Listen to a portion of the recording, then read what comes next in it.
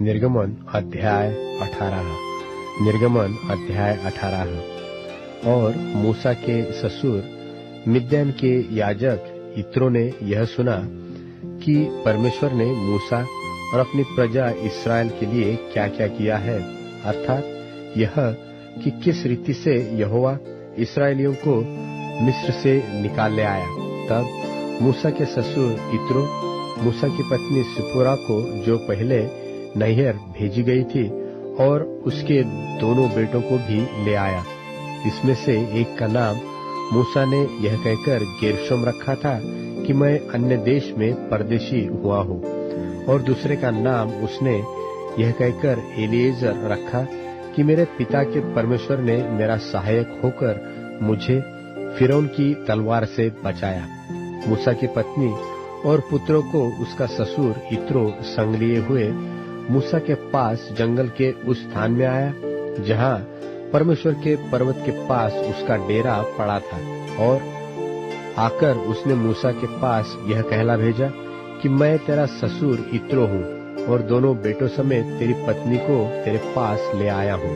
तब मूसा अपने ससुर से भेंट करने के लिए निकला और उसको दंडवत करके चूमा, और वे परस्पर कुशलक्षेम पूछते हुए डेरे पर आ गए। वहाँ मूसा ने अपने ससुर से वर्णन किया कि यहोवा ने इस्राएलियों के निमित्त फिरौन और मिस्रियों से क्या क्या किया, और इस्राएलियों ने मार्ग में क्या क्या कष्ट उठाया, फिर यहोवा उन्हें कैसे कैसे छुड़ाता आया है। तब यित्रो ने उस समस्त भलाई के कारण जो यहोवा ने इस्राएलियों के साथ की थी कि उन्हें मिस्रियों के वश से छुड़ाया था, मगन होकर कहा, धन्य है यहोवा जिसने तुमको फिरौन और मिस्रियों के वश से छुड़ाया, जिसने तुम लोगों को मिस्रियों की मुट्ठी में से छुड़ाया है। अब मैंने जान लिया है कि यहोवा सब देवताओं से बड़ा है, वरन उस विषय में भी जिसमें उन्होंने इस्राएलियों से अभिमान किया था।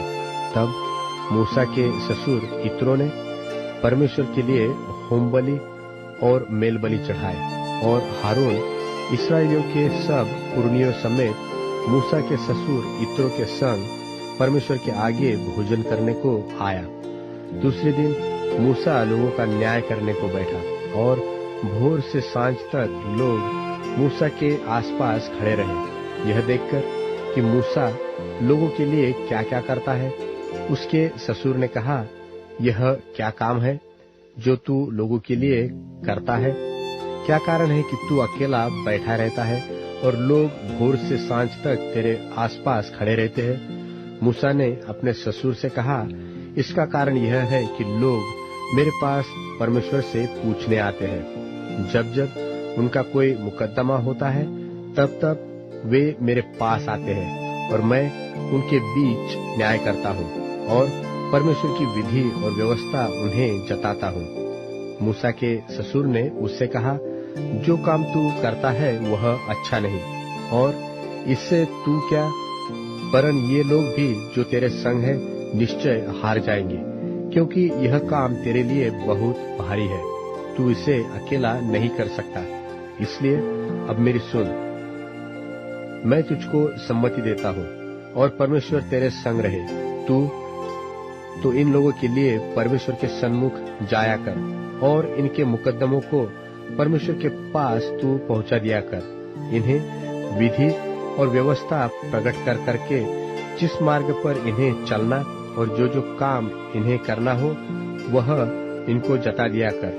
फिर तू इन सब लोगों में से ऐसे पुरुषों को छांट ले जो गुणी और परमेश्वर का भय मानने वाले, सच्चे और अन्याय के लाभ से घृणा करने वाले हो, और उनको 1000-1000, 100-100, 50-50 और 10-10 मनुष्यों पर प्रधान नियुक्त कर दे, और वे सब समय इन लोगों का न्याय किया करें, और सब बड़े बड़े मुकदमे को तो तेरे पास ही ले आया करें, और छोटे छोटे मुकदमों का न्याय आप ही किया करें।